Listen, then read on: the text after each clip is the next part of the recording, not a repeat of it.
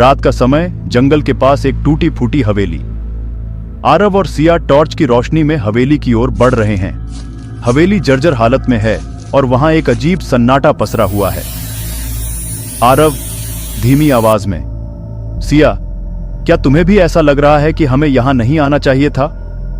सिया घबराई हुई, हां, लेकिन अगर सच जानना है तो अंदर जाना ही होगा।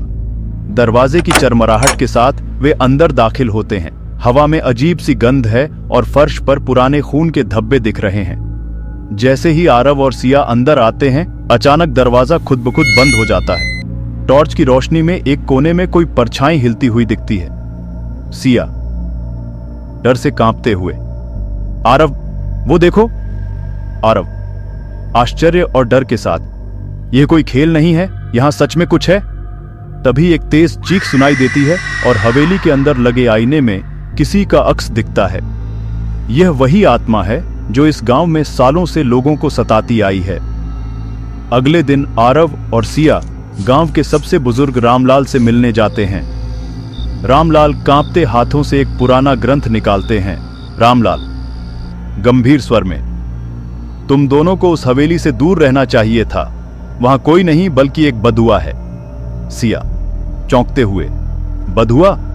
रामलाल, हां, 100 साल पहले वहां एक लड़की को जिंदा जला दिया गया था। उसकी आत्मा आज भी वहीं भटक रही है और जो भी उसकी शांति भंग करता है वो बच नहीं पाता। आरव और सिया एक दूसरे को घबराई नजरों से देखते हैं। उन्हें एहसास होता है कि उन्होंने एक बहुत बड़ी गलती कर दी है।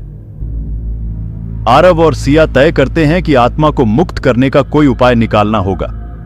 वे एक पुरानी विधि आजमाने का फैसला करते हैं, लेकिन जैसे ही वे हवेली के पास पहुंचते हैं, हवा में गूंजती हुई हंसी सुनाई देती है।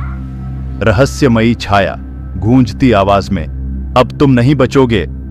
आसमान में बिजली कड़कती है, हवेली के दरवाजे जोर से खुलते हैं और अंधेरे से एक साया उनकी तरफ बढ़ता है और फिर सब शांत हो जाता है। गांव के लोग अगली सुबह हवेली के पास जाते हैं, लेकिन आरव और सिया का कोई नामो निशान नहीं मिलता। सिर्फ हवेली की दीवार पर खून से लिखे 2 शब्द होते हैं, अब कौन